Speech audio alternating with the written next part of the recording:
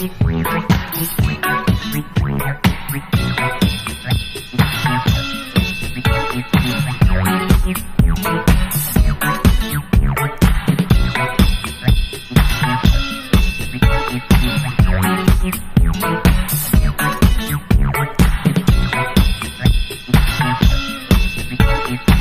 it, make it, do it, makes us harder, better, faster, stronger, more than power, never. Good afternoon, Grand Circle Tour podcast passengers. I'm your conductor, Dan Hansen. Welcome aboard. Sit back and enjoy your trip as we take you on a Grand Circle Tour around all things Disney. Today, we have a very special bonus movie review episode. We try to do these episodes every time a new Disney movie comes out. That is, unless that new movie has the word Nutcracker in it, then we don't review those movies. But today, we're going to sit around and we're going to talk about the new movie, Ralph Breaks the Internet. I have a couple of my good friends on to help me with this show today. George, how's it going today? I'm doing good, Dan. How about yourself? Very good. Can't wait to hear what you thought about this, George. I have a lot to say about this movie, so buckle your seatbelts, passengers. George text messaged me and said that, so I'm very anxious to see what George has to say. And also, we have Mr. Stan Solo. Stan, how's it going today, buddy? Oh, I'm so glad to be here, and I'm just happy that Ralph did not break my internet before we started. It's a little behind the scenes, passengers. We had a little technical difficulty signing on, and George had made the joke that Stan actually broke the internet. So, but we've got everything fixed. The three of us are here, and we're ready to talk about this movie. So, what do you guys say we get it right into it? Passengers, just so you know, what we'll do is we'll try to keep it spoiler-free in the beginning here. We'll take a break midway through, and then we'll come back and we'll do the second half with some spoilers. So just be forewarned. But we'll try to keep the spoilers to a minimum. Try not to say any right in the beginning here. So let's start off with what we thought. George, give me a quick 1, 2, 3 sentences on your overall feelings of this movie. Meh. Did you write that one down, or how did you remember all that? It took me about a good 5-10 minutes to come up with that. So. George did a lot of show prep for this one. Yes. All right, in one word. Meh. Yeah, it was okay. It wasn't where it was absolutely phenomenal, but it was okay. So I give it a meh. All right, Stan, can you elaborate a little more with that besides a one-word answer? What did you think of the movie? I really enjoyed this one. It was a lot of fun. I don't think it was as good, and he definitely wasn't better than the first with Ralph Breaks the Internet. Wreck-It Ralph, the first Wreck-It Ralph movie. No, it's a fun movie. What will be interesting with this is, I mean, all our passengers know that Ralph goes into the internet, and the internet is constantly changing. I mean, we're not talking about Yahoo anymore. We're not doing dial-up anymore. It'd be very interesting to see what this movie is going to be like in 10 years from now. That's something that I kept wondering about as I was watching it. Yeah, I agree, Stan, because I think that some of the stuff that they talked about was very relevant for 2018, but will not be relevant 2020. And you're right. I'd like to see how it stands the test of time, like most Disney movies can. Yeah. I don't think this one will hold up. So see it now before it becomes obsolete. Enjoy it while it lasts. Feeding off of that, it's my issue with not even just this film, but movies that are being made today throughout multiple animation studios. It's almost like they're competing on making the same product with different characters, with a different storyline, but they all have that similar, I don't know, it just doesn't have that traditional classic originality that I feel that animation sort of kind of lost a while back.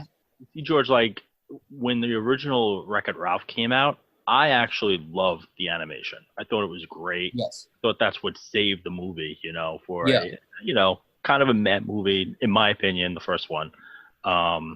The animation was the star to me in the first movie. And don't get me wrong, I like the animation here as well, but it was very similar to that. Well, and with the first Wreck-It Ralph, kind of going off what you're saying, Dan, is I actually went up to the animation studio in Burbank while the film was just finishing the last little bit of production, and they actually took us into the building with all the computers and how they animated Ralph and how they got him. And it's very difficult because they all put us on a individual computer, and for each little move that you could either have Ralph wave, but if you move the cursor just the wrong way, then you end up giving Ralph Corporal Tunnel. So it's and then we got to go into the recording booth and read lines from the film. So awesome. I just loved the originality of the first one. Everything was fresh. It was different with the characters and everything. And even with the second one, I'm biased towards this one because there are certain aspects that I do enjoy of the film, but I think it's just the pop culture. It's just so in your face. Yeah, it definitely is in your face.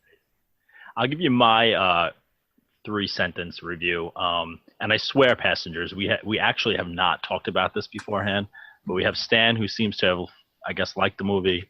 George, who is right in the middle, I guess that's what meh means. And I got to be honest with you, and I love most old Disney movies. I was not a fan of this movie. Wow. Yeah, I mean, listen, we'll talk a little bit about some parts that I thought were standout parts, but as a whole, I don't know. I did not like the movie. So let's talk about it a little bit. Stan, what would you give it on a scale of 1 to 10? Would you give it a 10? No, it's not a 10. Okay. No. I'd give it an 8.5. Okay. Yeah, which is a good score. Okay. What about you, George? I'd give it a 6.5. I'm giving it a 4. And that's being generous. Hey, listen, this is going to make a good podcast. Then we could kind of talk about. You guys could talk me into it. Maybe I don't know. Maybe I was expecting too much. Maybe Dan should go see the Nutcracker. I'm almost thinking I would have liked it better. After we're done recording, we're going to get you to go up a whole point. So, passengers, real quick, that joke I made in the beginning about the Nutcracker, the team had talked about doing a review for it, and Stan had did a little survey on Facebook between us, and was it 100% saying I don't want to do it? I think it came back 100%, right? None of us wanted to say it. I didn't answer. I would have went. It's in our contract and we're supposed to go. So you guys want to break the contract, then it is in our contract. Ralph Breaks the Internet is what the Nutcracker is relevant. So let's talk just about a few things. We can talk about our favorite scenes, I guess. I don't want to give too much away before the spoilers come up.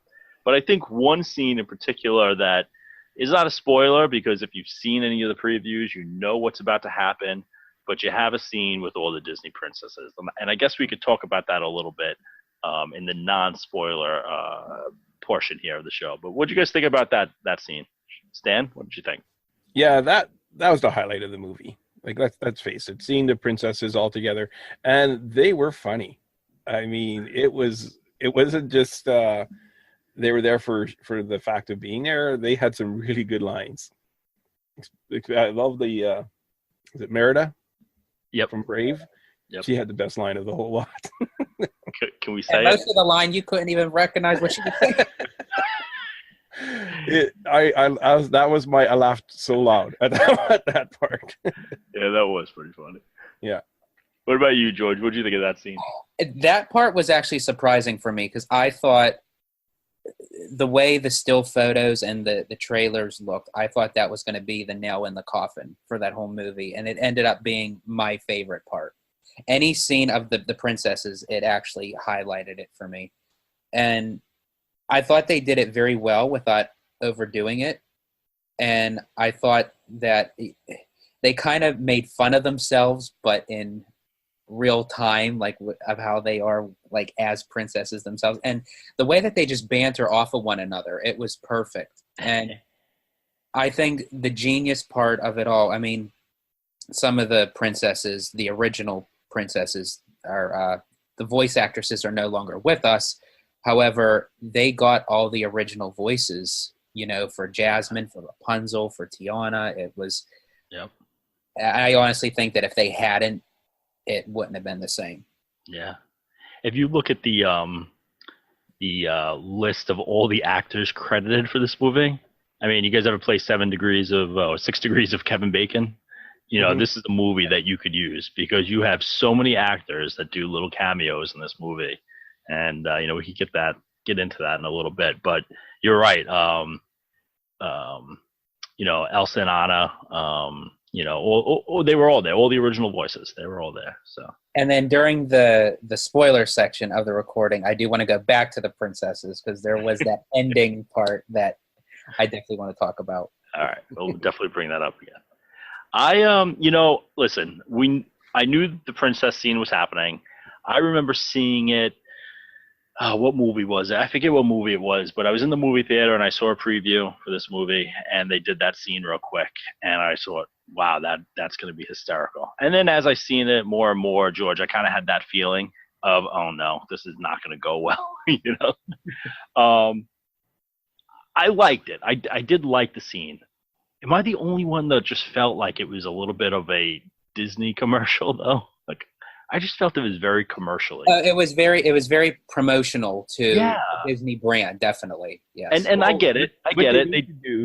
What they need to do is they need to start selling those shirts that all the princesses were wearing at that slumber party. Oh, that was with the Dream Queen. That was the best part of the scene. What's that? So, I don't think I'm giving it away, but each of the princesses have a saying on their shirt. And how are they not selling those in the parks yet? I know they have to sell those, and you know what? Those are shirts that I think will sell too. But it just seemed a little. We talked about it on one of the last podcasts that I was on, how the Disney Christmas parade has turned into like a 2-hour commercial to go to Disney World. I kind of felt like I was watching a Disney World commercial in the middle of a movie. Yeah, definitely.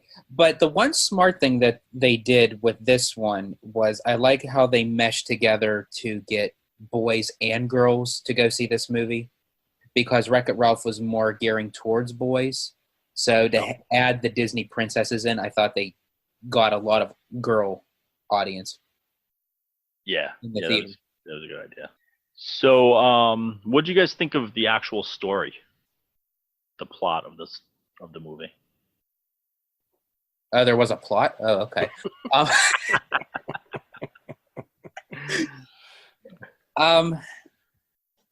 It was okay. I like the notion of them going into the internet, because in today's age, that's what everyone relates to, is the internet.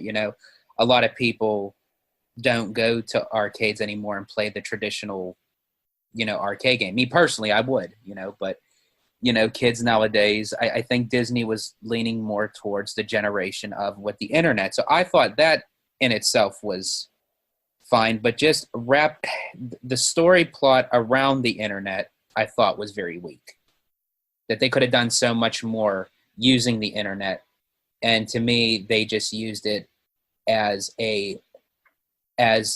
part A, as a publicity stunt, as you were saying, as a promotional stance for Disney with all the marketing and everything. And then it feels like the storyline was secondary to me because it just felt very shallow. What do you think, Stan? I thought it was cool how they kept true to the characters in that. So Wreck-It Ralph is a video game from the 80s, and they've been stuck in their video game all this time. They have no knowledge of the internet. And they step into this world of the internet, and it's this massive, massive world that they've never even heard of or seen or had any knowledge of whatsoever. It's almost like a time travel type of thing for them. Sure. And I found that really interesting, just the whole concept of it. I am going to add there are 2 points in the movie that do play upon a lesson in today's time era, but I'll go back to that when we do the spoilers. But there are 2 important details that I think does assist with what a lot of people go through. Well, I think I'm on the same page with you there, George. And again, we'll talk about it in the spoilers a little bit. But to me, I felt the story was a little weak in the beginning, but as it got on, with those Disney lessons that you get at the end, I actually think that was one of my favorite parts of the movie. Is that there is a couple lessons at the end of the movie. I thought they portrayed the internet itself like pretty well. Yeah. Yes, with definitely. the characters that they have, and there was a lot Dark going side on. of the internet. Right, the dark side, and the pop-ups and the search bar and all these different things. How eBay auctions work. Yeah. That actually, I have to say, that was one of my favorite scenes too. But, yeah, I think that the skeletal itself of like how they portrayed the internet, definitely that was a strong point. I think, as you were saying, I think it's just more so of the overall storyline of what Ralph and Vanellope were going through within themselves. Sure. I just felt like it just been tweaked just a little bit. And one thing is, like, if you haven't seen this movie yet and you're going to go see it, myself, I need to watch this multiple times or get it on video and pause it, because there's so much going on in the background that your eyes are just wandering around trying to see what you can recognize. The Purple, the mattress company, they were prominently there. Like, there was so many of that, like these different, and I don't know if Disney got paid to have these different websites shown in the background, or if they asked to have these different websites shown in the background, or how that worked. But so it one really thing, added to it. Like, there was a lot of companies like eBay that were used, and it was obviously it was eBay because they called it eBay. But when they went to the YouTube, it wasn't called YouTube. Did you guys see that? And I forget what it was called. But and I did wonder that. I'm like, I wonder if YouTube just didn't give them permission to use the name. Yeah, or did they refuse to pay? Right, exactly. I'm curious to see what the story is behind that. Right. And I will add, passengers, that just remember, this is all just our opinions of how we see the film. You can go see the film and absolutely love it. You may go see the film and absolutely hate it. So my mad may not mean nothing to you. And I didn't like it, you may all send me a bunch of hate mail over the next couple of weeks. So I will strongly say, regardless of what we say or what we think about it, still go see the film. Yeah, I mean, listen, especially if you're listening to this podcast, you're a Disney fan. You should see the movie, right? The reason that I didn't like it is probably because I'm comparing it to other Disney movies, which I love and treasure some, and that's just my feelings of it. I will say, though, I mean, I can't really say because I haven't seen the movie, but I think I definitely would like Ralph Breaks the Internet over the Nutcracker. I'll just say that. So. Well, we're going to have to put that to a challenge, George. See, I'm probably going to have to go see that now and then do a comparison. What do you guys think we take a little break here so we can get to the juicy part of this episode? Sounds like a plan. All right, we'll take a little break right here. We're entering in the dark net. So everyone get your malware ready. Correct. All right, we'll be right back. Welcome to Litwack's Arcade, where we have fun, friends, and Fix-It Felix Jr. featuring Wreck-It Ralph. It's all new, fully 8-bit, state-of-the-art, and the hottest arcade game in the world. Test your skills against this totally rad wrecker who loves living up to his Wreck-It name. Fix-It Felix! Only you can save Niceland. I can fix it! And be the hero. Fix-It Felix Jr. featuring Wreck-It Ralph. Now at Litwack's Arcade on Route 83, offering 2 free quarters on your birthday.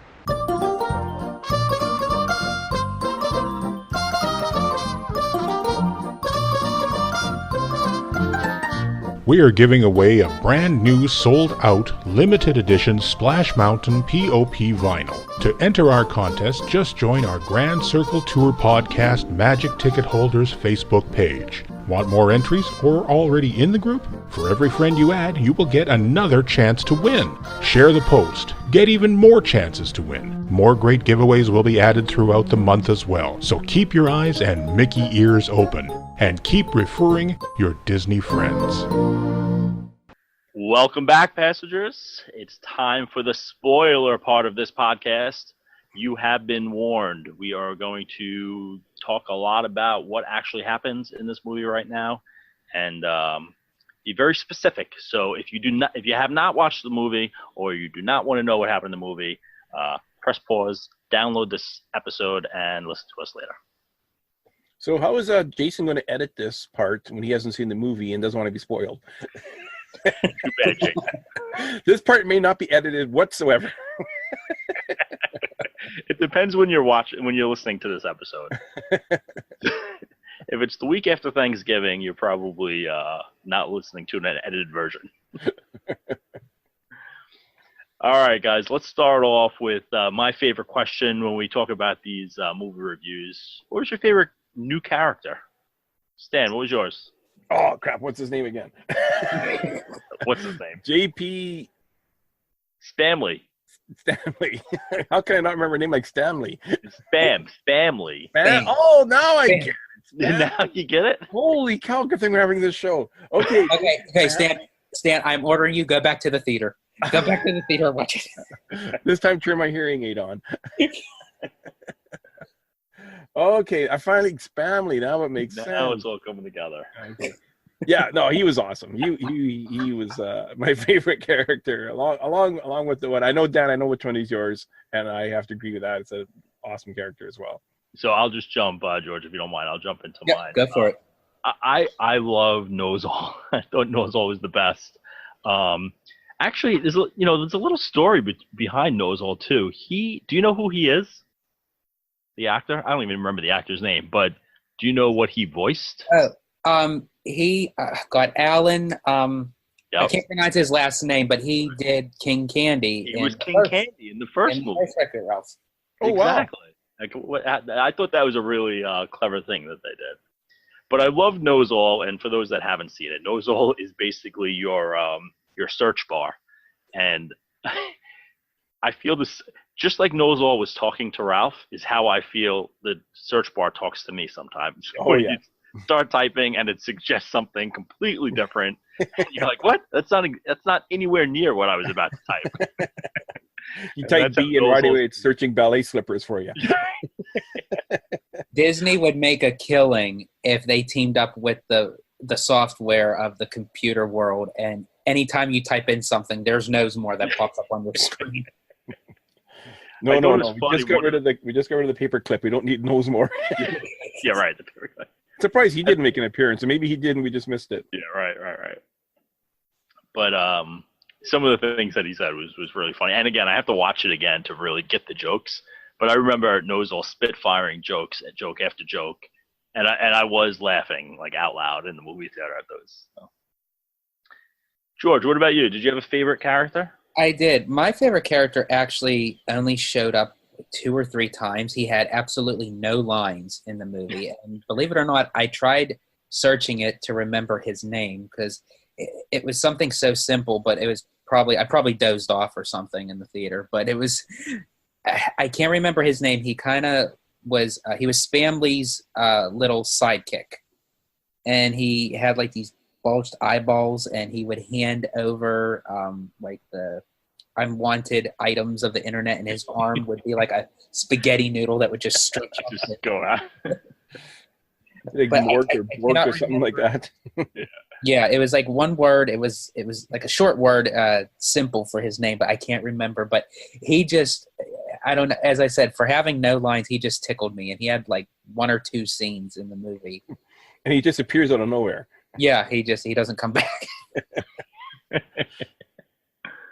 You know what other character I liked? Was her name Yes? I think it was Yes. 2 S's?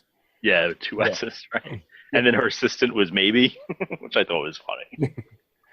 What was interesting was I thought this is who the villain was going to be. You thought Yes was going to be the villain? I thought Yes was going to be the villain. I thought Yes was going to be the villain. So it brings to an interesting question. All Disney movies have a villain. Was there a villain in this movie? No. I say yes and no. It wasn't the typical Disney No, I villain. just said yes wasn't the villain. Weren't you listening? Touche. I actually feel that Ralph himself was. Oh, you stole mine, George. I'm sorry. I tell you what. I said it. Now I'll let you elaborate. Yeah, so I had this theory going into it. I honestly think that Ralph was the villain of this movie, and he turns out to be the hero at the end, I guess, of some sort. But it was when I was watching the beginning of the movie and he was being so clingy to Vanellope, I was actually like hating on Ralph a little bit. I was like, dude, chill out. Like, no one needs to be that needy, And the fact that, he brought her to the internet and, he was dead set on getting all this money to pay for the steering wheel. And then at the end, I mean, the actual giant turns out to be mini Ralph's, right? Which I thought was like kind of like symbolic for Ralph being the bad guy. I don't know. That was just, maybe I'm completely off there, but I was thinking that. The one that I actually thought was going to be the villain based on watching the trailers, I thought it was going to be Shank. Yeah. Well, yeah. I mean, not to bash the movie that much here, but I mean, listen, I loved Wonder Woman and all, but I mean, I did not think she was a good like voice actor at all, Gal Gadot. I mean, what do you guys think? Did you guys have any feeling? The character itself wasn't memorable. It was like she was just there just to fill in the scenes. And as far as like as the actress herself I mean, I think she did better as an on-screen character than as a voiceover actress. Yeah. It didn't take me out at all. I didn't like. It's not like as if it was so bad that it took you out of the movie. I didn't feel one way or the other. I just felt that. Just say it. It was meh. It was just meh. I felt like they got a big name to add to the credits, and I don't know. It just didn't do it for me.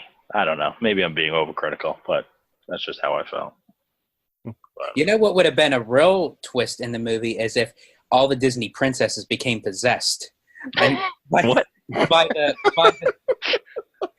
virus. No, by the virus. Oh, okay. Where did this call? So we got zombie princesses walking around. Well, isn't that what Vanellope is? Isn't she a glitch? All right, didn't they already go that route? Yeah, in a Yeah, sense. I guess so. Yeah, she kind of is. Yeah. She's the glitch. But let's get back to that the princess scene so we can like do some spoilers. But what was your favorite part like that we could actually talk about now of that scene? My all-time favorite part was at the very end when Ralph actually convinced himself, so to speak, to let Vanellope go.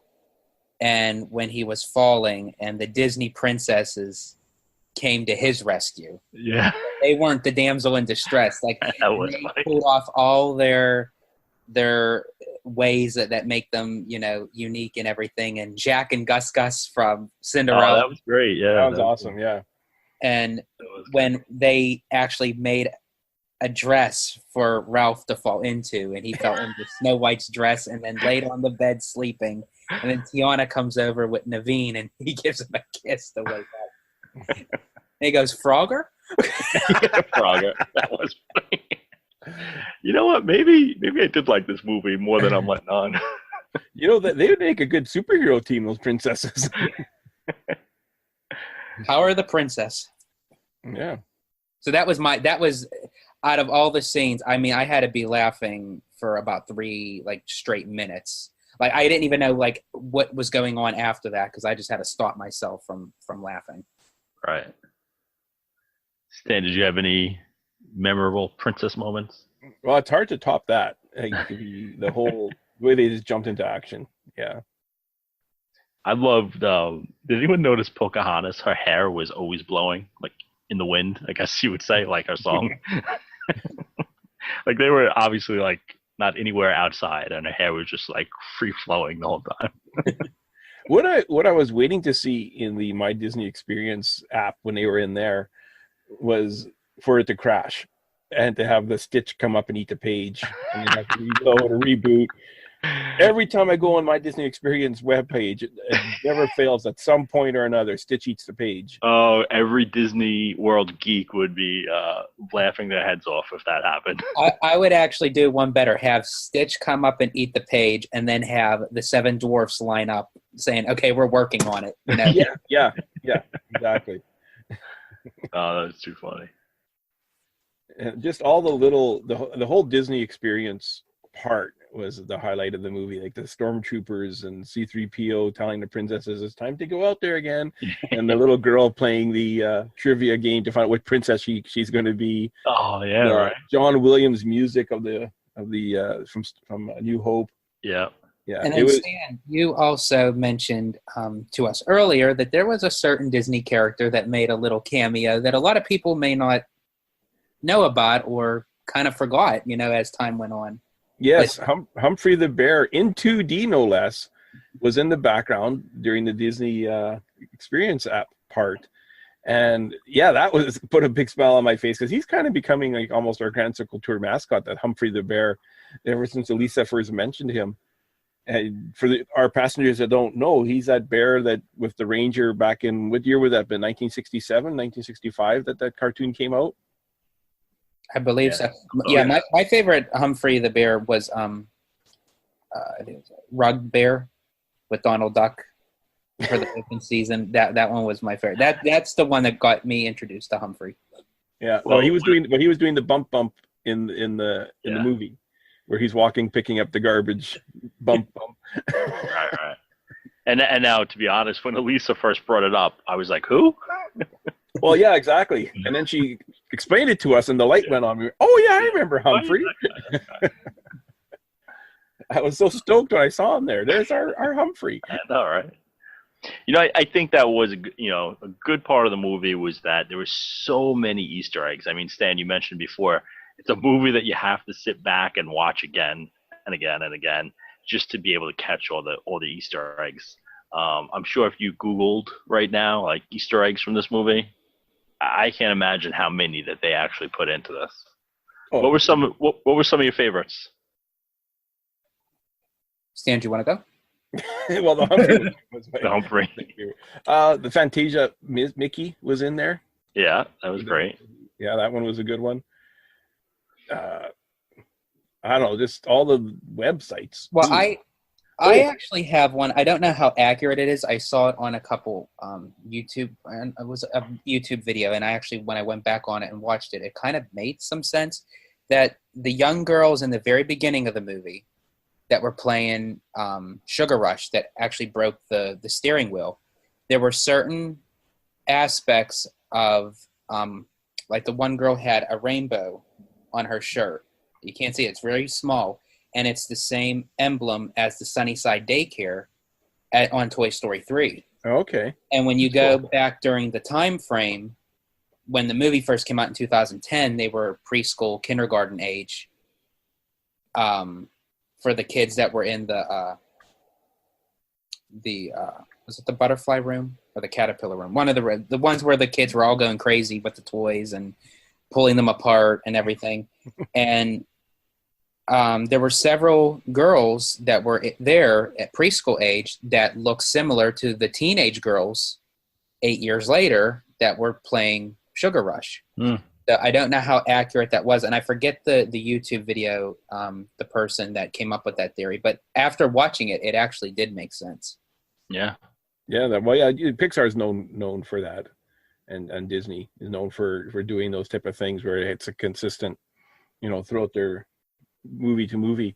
One thing I thought was kind of cool was the hotel chains, or not really hotel chains, but they were very similar to what the Good Neighbor hotels in Disneyland area are called. There was different ads kind of coming up in the background. It was like you know how what's the Candy Cane Lane or whatever that's near Disneyland, that hotel. There's one very similar to that. It wasn't exactly it. And there's a castle one with the Castle Hotel. I didn't catch that, but that's a good catch. Yeah, it reminded me of when I was searching for good neighbor hotels near Disneyland. And I'm watching, hey, I remember searching that hotel.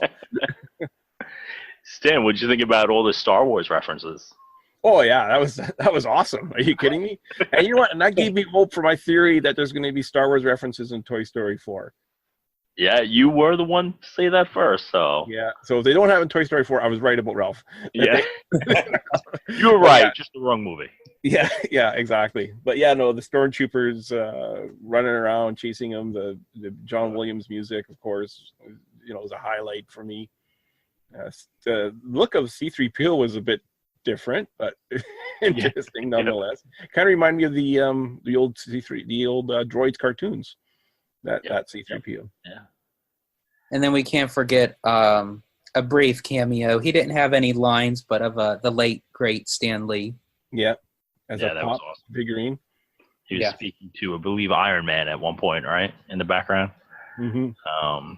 Now I heard, I think this is true, but I did hear that he did record some lines for this movie, but it was cut out, and they still wanted to keep him in the movie, so they just have him at one part in the background. But I thought that was pretty awesome. Yeah. I also like special features. Yeah, right. Hopefully, yeah.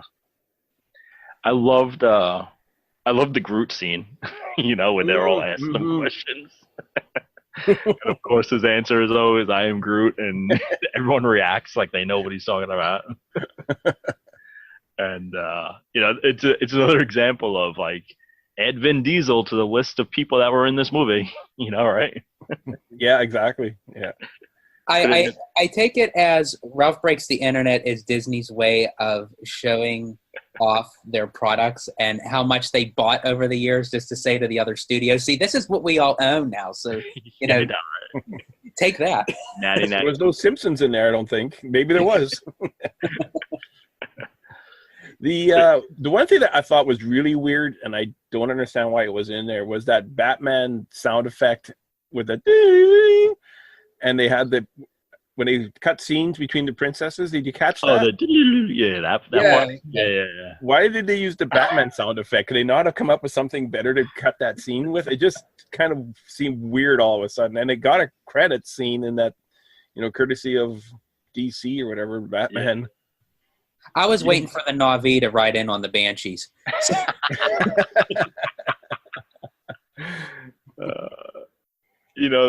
I think the movie itself, like, also, in my opinion, it seemed choppy to me. You guys understand what I mean by that? Like, I felt like it was a bunch of shorts pushed together. So, like, you had the first scene in the arcade, and okay, that was fine. That's how the movie's going to start. And then they get to the internet, and that was, okay, my eyes are open. I'm trying to read everything. And then they cut right to the scene, the Grand Theft Auto scene. And I don't know, that lasted way too long, in my opinion. And I was like, where are we going with this? I think that was done intentionally. I think that the scenes where they're in the internet, stuff happens faster. Yeah. Because the internet age is so much faster than the arcade age. The arcade age was kind of more laid back. And whenever Yes would talk, she was a very fast talker. Because you're here today, you're gone tomorrow, kid. You were 5 minutes ago. Yep. And she says that, right? Yeah, and I think that was intentionally done in that way, in that the internet age kind of has a lower attention span. Yeah. And they were kind of more quicker cuts. Now, I have a question. I have a question for both of you, staying on that subject. Do you feel that Ralph Breaks the Internet was worthy of a full feature-length animation movie as to oppose as a short? Still fit in all the important necessary things, like with the internet and the Oh My Disney and the Star Wars and the Marvel and everything. But do you think that they really could have fit all the important things and just make a Ralph bonus as to opposed to try to stretch it as a feature film? I don't know. I think that would have been a lot. I mean, it was a lot as it is right now in this movie, right? I mean, like we just said, we're going to have to watch it over and over again. Well, I'll tell you, my worst scene, and the reason why my score was as low as it was I wasn't a big fan of that whole King Kong Ralph made out of Ralphs Right. at the end. And I thought this is getting kind of stupid already at that point. I thought, okay, everything was good up until this point. Like, what are they? Yeah, okay, fine, whatever. And I think that part was too much already. There were 3 parts that, like, it didn't ruin the experience of me watching the movie, but I just think that they didn't need it. One was what you said with Ralph, the gigantic mini Ralphs. That's what we'll Yeah. That they didn't need that. That was unnecessary. They could have done something different for a virus. Yeah. I think would have been going by what you said with we'll call it the Grand Theft Auto scene, because that's how I see it too. There was too much of that world. Like, they didn't need that much of it. Yeah. And thirdly, I don't know how anyone else would feel about this, but for me, I just felt that it was like a cheap knockoff, that I didn't really think that they needed the song that Vanellope sang. Right. I that to me, I just felt was a waste. I kind of get it in a sense, like going off what the princesses were telling her, but the song was just like a jingle, like something that you would just hear like on a commercial or something. It had no. At the time, I kind of thought it was kind of goofy, and it didn't seem to fit in. But I re-listened to the song after watching the movie, and it's actually a pretty good song. It's pretty funny. I really, really enjoyed the song. Not so much in the movie, but outside the movie. Maybe it should have been in the closing credits, that song. You know, speaking of the closing credits song, that I think it's Imagine Dragons, I think. I never heard the song, that Zero song. I don't know. It's been stuck in my head ever since, though. I will say that. That's a catchy song. So we'll see where that song goes. But George, you were mentioning before about, I guess, like the meaning of the movie or something like that. You want to get into that? Yeah, there were. What I think Disney was trying to go for overall was between the relationship of Ralph and Vanellope, of when you love someone and you care for them, you want them to follow their dreams, and you have to let them go and pursue it. You know, and then also in the core of that was when Ralph had the moment with the comments, where it was just him and the comments of reading everyone's feedback, positive and negative. Yep. And I think that it was a very brief moment, but it definitely can show within the characters the impact of what people's comments could do to another. You know, whether it's positive feedback, whether it's negative, that, you know, they definitely added that notion in as to, you know, the internet can be mean. You know, it can be very harsh. It can, you know, people take things literally, and to just be careful what you say and how you say it. Do you think they should have spent more time on that? Do you think they didn't do enough? I think so. I think something with that, I think if they would have added a little more, it would have brought out more relevance to people relating to the characters. Yeah, and I thought that's where it was going to go. And then it cut there, and that's where a little bit of my frustration comes, because you saw Ralph in that moment where he was teary-eyed, and it actually bothered him of what people thought of him. And they never went back on that notion. It was just left. Well, Yes comes in and she goes, "Here's your money." He goes, "Oh, great, thanks." Yeah. This doesn't mean anything to me. The only thing that matters to me is Vanellope. And that's where I agree with Dan in the sense where it feels like everything is just cut. They did like different parts that could have extended more, and it just felt like they just cut it on the editing table, and they just pieced it all together. I think that was a really good, strong attempt. Would have definitely added to because when the scene first started, I actually said to myself, "Wow, they're going to tackle cyber bullying right now. Like, that's pretty, like, for Disney. That's like a leap right there, you know." And they kind of did, and I think they did a good job with what they did, but they could have elaborated a little bit. Yeah. No, I thought that was cut too short as well. And I think you're right, George. You know, and I said this in the beginning. The reason that I totally didn't hate the movie completely was at the end there was that meaning, and you're right. Like that's what I took out of it. It's Ralph desperately wants Vanellope to be there for him throughout his life in the beginning, and then he realizes that she has to follow her dreams. Now, on a side note, did I think that was a logical dream for her? I totally was like, well, this just kind of ruined the first movie for me because she didn't even want to be there in the first place. You know, that's what I was thinking in my head, you know? Yeah, like, because in the first movie, she wanted nothing more to be a racer. Exactly. And I'm sorry, to have a little child in a Grand Theft Auto game, I mean, that's just like some serious therapy right there. Who is ever going to choose that character? If you're playing Grand Theft Auto, you're never going to choose the Candy Cane girl, you know? Like... Yeah, but isn't she the computer's program now? Like she's against the gamers? Is she? I don't know. Well, yeah, because she's on Shank's team. Yeah, I guess Shank was you can't choose it. Right. Yeah. All right, so if I'm playing the game, am I going to be scared when Vanellope von Schweetz comes in and attacks me? Well, she has a skull and crossbones on the side of her car, so you should be. And then, you know, one other thing that I kind of wanted to get into is that, I mean, was there really a reason for Felix and Calhoun to be in this movie? Like, I kind of wish that they would have elaborated when Ralph got back of like, where is she? I actually wish that they would have traveled in the internet with them. Yeah, I do too. In a sense where, because just it being Ralph and Vanellope, I would have loved to see other characters that just based on the arcade, what their reaction would be in the internet. Yeah. Or Well, if they for weren't part do 3. that, at least have more scenes. That's what part 3's for, George.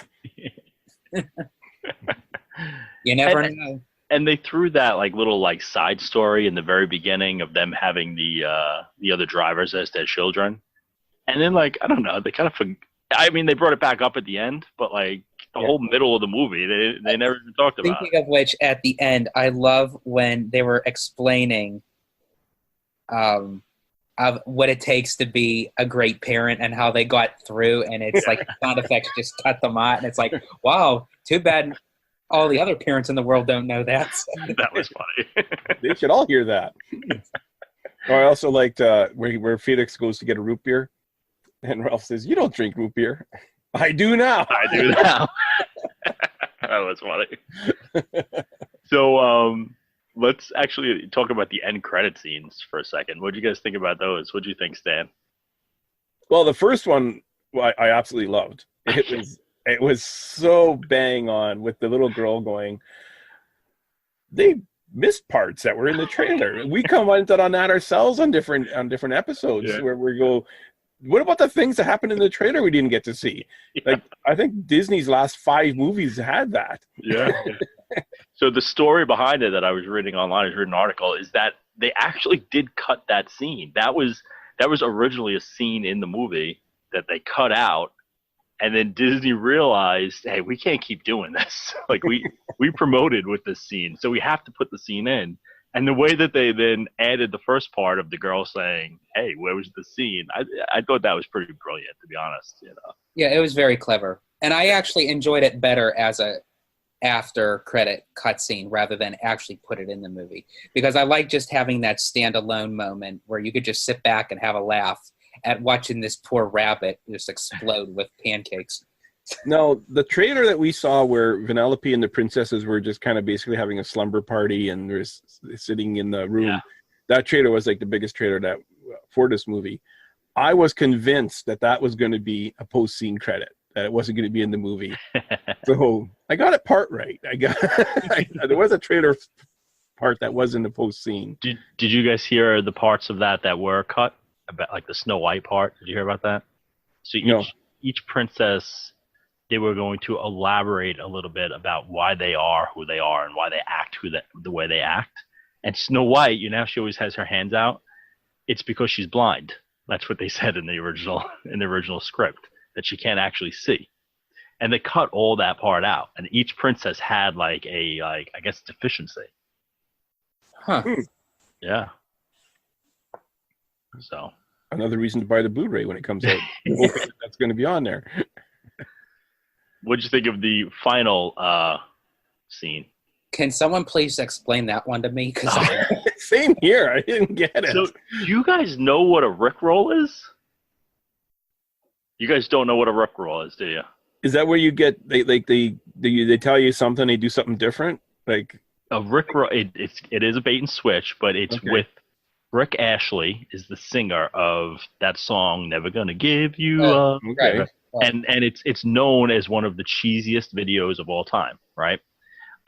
And in the beginning of the internet, when people started clicking on things for the first time, what people would do is they would throw something out there to make you click on it, and you just get the Rick Ashley video. And his name is Rick, so they called it a Rickroll. Like, haha, you got a Rickroll. I have noticed that because there have been times where I clicked on certain YouTube videos Yeah, of something that I was really interested in, like, oh, this is going to, and then it would play that song. exactly. Like, okay, so that's what, okay. So Well, you that's learn what something every and the Rickroll has been around since the 90s, like since the internet like started. I remember like on AOL Instant Messenger or whatever it was. I AIM. thought like at first when you said a Rickroll, I thought they were promoting the Japanese pavilion in Epcot. So But what better way to Rickroll us by teasing Doing a Ralph Frozen- roll. Yeah, a Ralph roll by teasing a Frozen 2 trailer. And I was like, whoa, hey, what's this all about? so do you Okay. think that was like a hint within a hint of a second sequel? Maybe. I don't know. You I know what? think, go ahead, Dan. No, I guess it all matters. You know, you guys know what matters. All about the money, how much money it makes. The biggest thing that I saw that hinted towards a sequel in this movie was near the beginning when the steering wheel breaks off. And all the kids go, "We could find it for you, no problem." They find it on eBay, and the owner of the arcade goes, "Oh, right on, sweet, $200. That's more than this game makes in a year." Yep. Now, this arcade is not doing well. If that's the movie, if that game's not making $200 a year at least, Sure. how much longer is this arcade going to be open? And what happens when they unplug all the machines? Yeah. That's what I think episode 3 is going to be, if they do an episode 3. Yeah. Did I you can see pick up on that at all? Yeah, no, I mean, I didn't. Now that you say it, it makes perfect sense. I did remember thinking to myself, like, wow, that's all that game makes, And, Yeah. But What if they go one step further and Ralph travels beyond the internet into a government-based computer system?